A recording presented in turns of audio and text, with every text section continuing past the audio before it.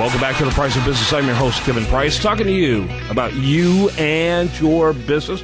Got Kent Bettman on the line. He comes on every single Tuesday normally, but today we got you a little later in the week. Delighted to get you on. Memorial Day kind of messed everything up, but better late than never. Kent Bettman, welcome to the program. All right, good. Thanks. Good to be here, Kev. Yeah. Kent's with Vichem Eco Fluids. That's Vichem Eco Fluids.com. And plus he's involved in a lot of other things, energy related, and delighted always to get to talk to him about what's happening on the energy and sometimes on the political front. So what's going on with the energy front that you've been keeping an eye on lately, Kent? Well, the market, I should say the drilling field is still doing very well. And, you're probably hearing there was a new shale place discovered down in South Texas, and there's the Eagle Ford with its, tendrils or whatever keeps coming up closer to East Texas, which is great for guys like me. And so the oil field's doing well. We just still got this big, angry problem up in Washington, but other than that, the oil field's doing great. Yeah, as long as Washington stays out of the way, it should continue to do great.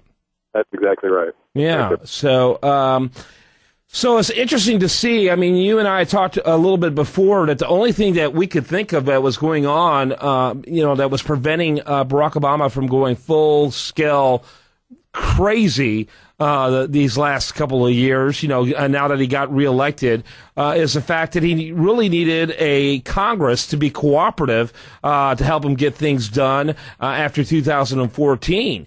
What do you think about his chances of getting that Congress in light of the scandal upon scandal upon scandal we've seen? Well, I think he's going to lose seats, not gain, and I think he's figured it out by now. And, that's why guys like Eric Holder can say, I didn't answer your questions and don't intend to. Yeah. He feels like that's his best tack. But I think it's interesting to watch the news organizations that have jumped on the Obama bandwagon. They're losing viewership. So the voters and the viewers are saying they've had enough of this. Yeah, absolutely.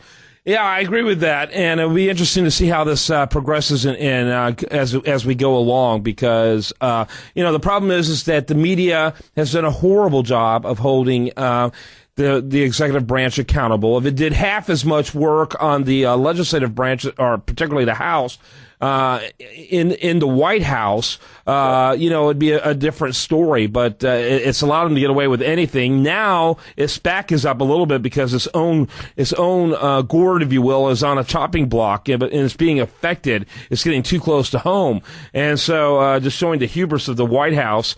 But I don't know how long that's going to last, but I really do believe that this is, without question, the most scandalous administration in modern history, at least. And it's mind-boggling to me that Darrell Issa and company haven't brought together articles of impeachment. I'm surprised at that, too, but I got to believe that somebody is orchestrating this better than you and I think. I mean, the House does not look like a brilliant bunch.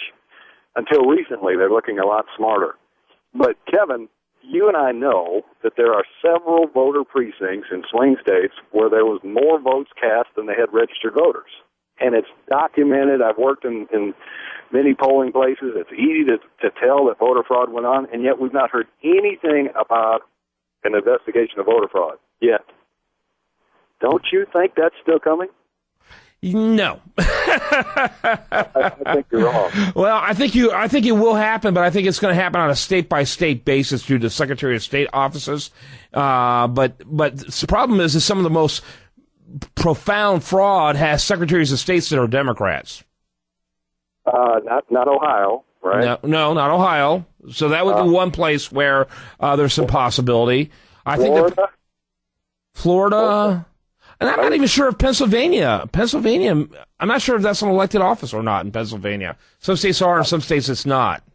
Right, and Congress can call for an investigation of voter fraud. The other thing is this: the group True to Vote is one of them that is being, had a tough time getting its IRS 501c3 designation. Mm-hmm. So I think that ties it back. Why would they be against voter fraud, but against discovering voter fraud? Well, unless they were involved in voter fraud.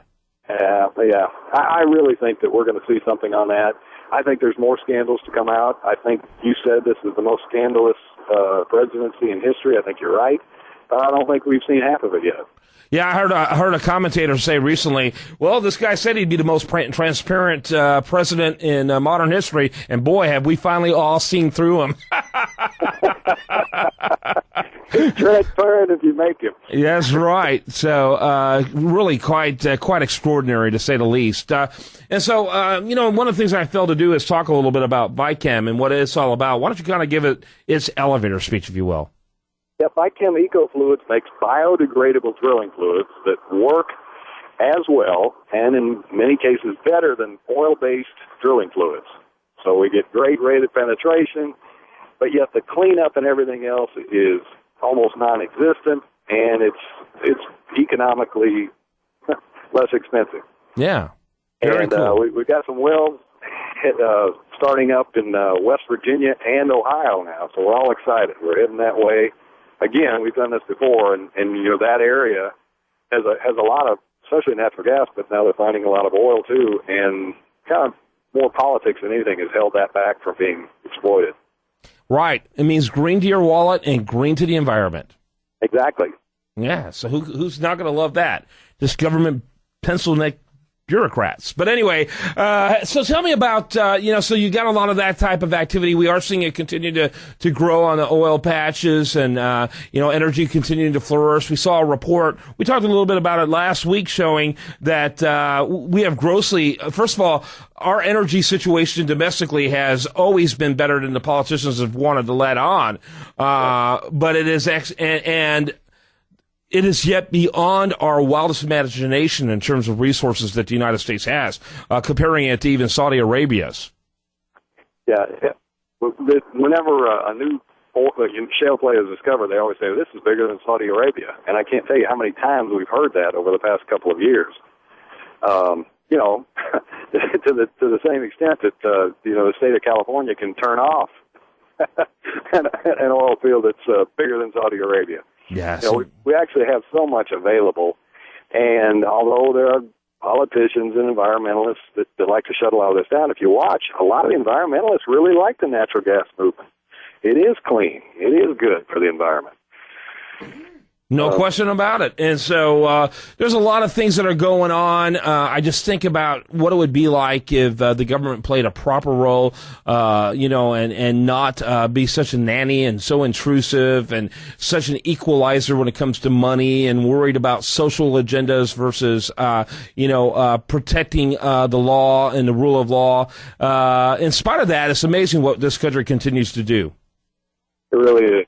You got to love the American entrepreneur. They figure a way to get around all of the obstacles in their path, which the biggest of which right now is the government. Yep, Kev Batman. He is here every single week, usually on Tuesday, but we got him today. We're delighted to have him. Vychem EcoFluids, VICHEM Fluids.com. Thanks, Kent. Thank you, Kevin. Appreciate your energy report. We'll be back with more right after this on The Price of Business.